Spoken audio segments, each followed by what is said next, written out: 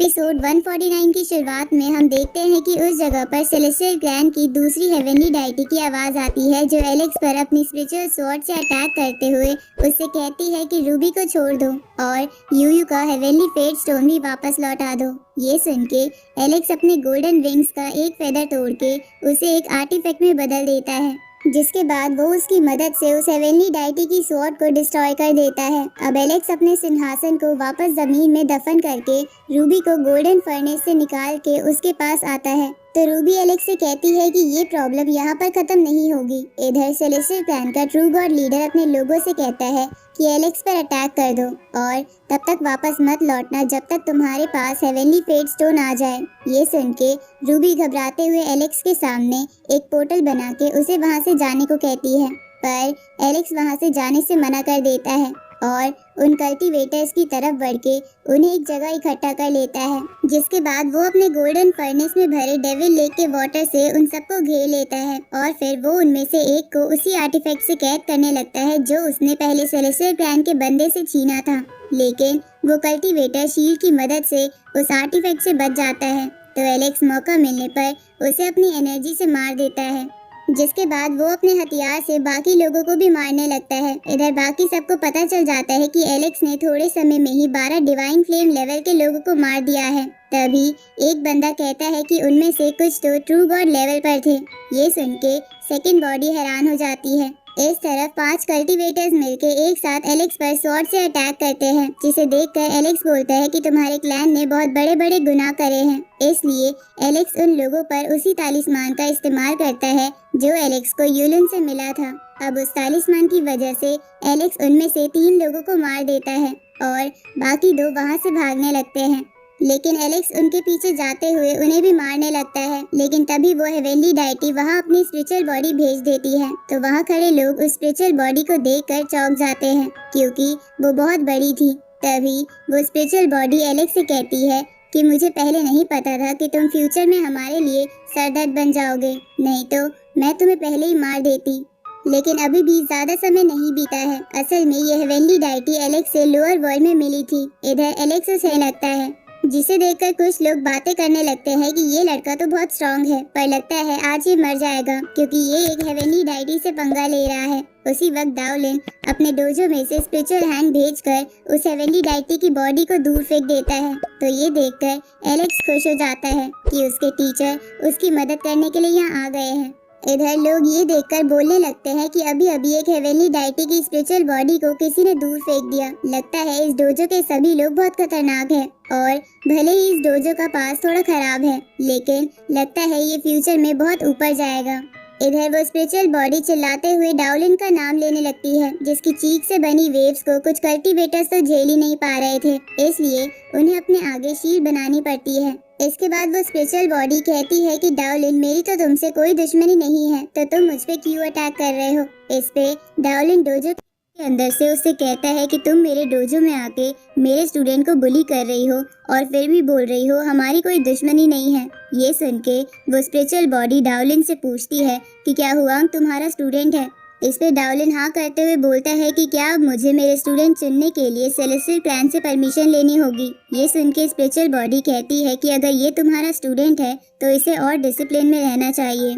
इस पे डाओलिन कहता है कि मेरे स्टूडेंट का मामला मेरे डोजो का मामला है, इसमें तुम बोलने वाली कोई नहीं होती हो। ये सुन के वो स्पिरिचुअल बॉडी डाओलिन से कहती है कि भूलो मत कि टेक्निक्स जो तुम जानते हो वो सेलेस्टियल क्लैन की है। इस पे डाओलिन बोलता है कि क्या तुम्हें याद नहीं कि मैंने वो चुराई थी, और तुम्हें शायद ये भी पता होगा कि मैंने ऐसा क्यों किया था। इधर ये सुन के एलेक्स सोचता है कि डाओलिन की ऐसी क्या मजबूरी रही होगी जो उसने अपने टीचर के यहाँ से ही चोरी की थी। इधर सेकंड बॉडी को फेंगजी बताती है कि मैंने अपने एल्डर से सुना था डाओलिन के दिल में अभी भी ये मेमोरी है। इसके बाद फेंगजी उस मेमोरी के बारे में बताती है कि जब सुप्रीम डोजो पर अटैक हुआ था तो डाओलिन गोल्ड कंडेंसेशन सेक्ट, तियानजियान एकेडमी और सेलेस्टियल क्लैन से मदद मांगने गया था, लेकिन किसी ने भी उसकी मदद नहीं करी थी, बल्कि सेलेस्टियल क्लैन ने तो एक क्लोज फ्रेंड होने के बाद भी डाओलिन को पैलेस के अंदर तक नहीं घुसने दिया था। इसलिए डाओलिन ने भी तभी कसम खा ली थी कि जब भी ये सब क्लैन मुसीबत में होंगे तो वो भी उनकी मदद नहीं करेगा। अब ये सब जान के एलेक्स कहता है कि इसे चोरी नहीं बोलते, बल्कि ये तो बदला है जो डाओलिन ने सेलेस्टियल क्लैन से लिया था।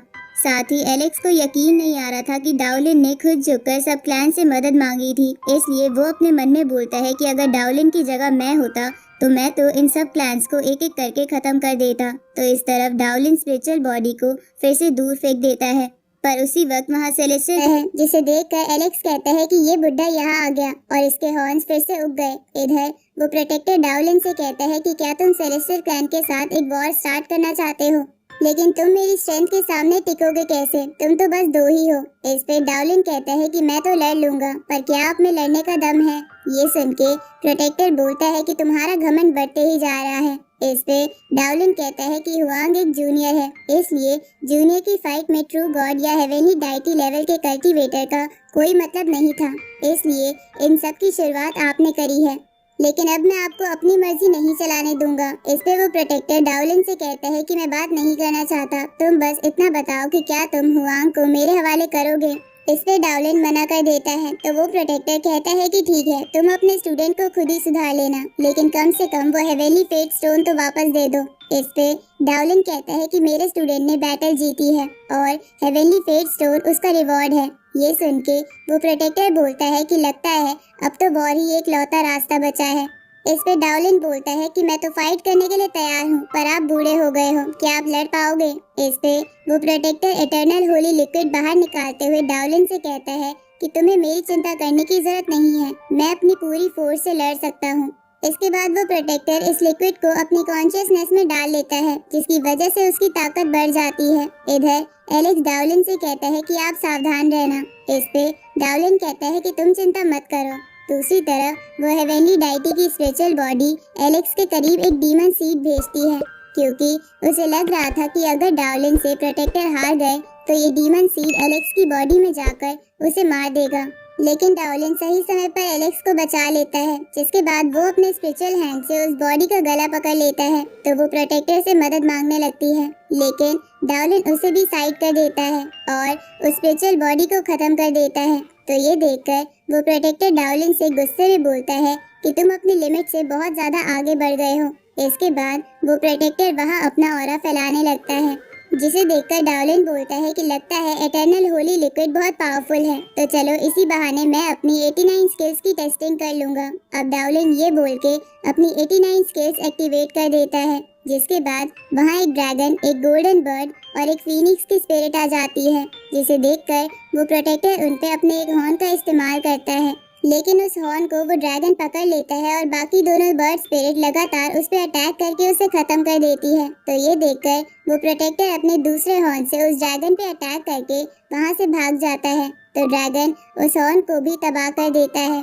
जिसके बाद डाउलिन गुस्से में बोलता है कि अब कौन मेरे डोजो को चैलेंज करना चाहता है और कौन मुझे मेरे नाम से बुलाना चाहता है। आज मैं दुनिया को बता दूंगा कि हुआंग मेरे डोजो का वंशज है, इसलिए मैं उसे किसी भी मुसीबत से बचाऊंगा। ये सुन के एलेक्स पहली बार डाउलिन को टीचर बोलते हुए कहता है कि मैं आपका ये फेवर जरूर उतारूंगा।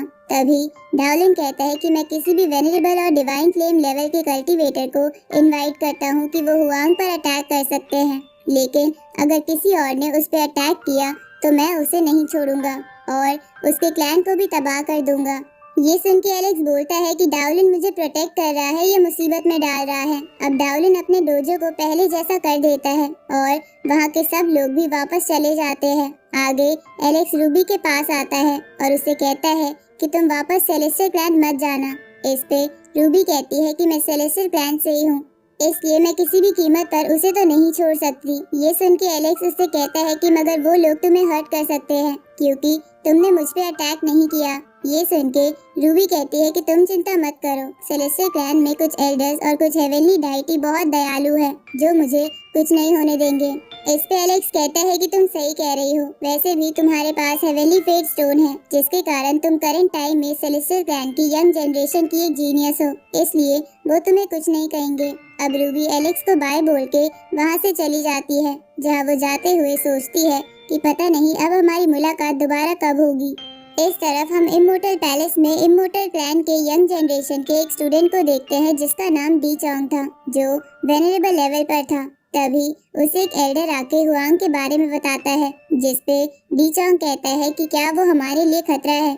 इस पे वो एल्डर कहता है कि वो आपकी टक्कर का नहीं है, इसलिए आपको चिंता करने की जरूरत नहीं है। ये सुन के डिचोंग कहता है कि तुम फिर भी मेरी सेकंड बॉडी को वापस बुला लो, क्योंकि उसने बहुत एक्सपीरियंस इकट्ठा कर लिया, लेकिन ज्यादातर उसने मेरी बेइज्जती ही कराई है। इसलिए उसके वापस आने के बाद मैं भी 3000 जीनियस कंपटीशन की तैयारी करूंगा, क्योंकि वहाँ आने वाले सभी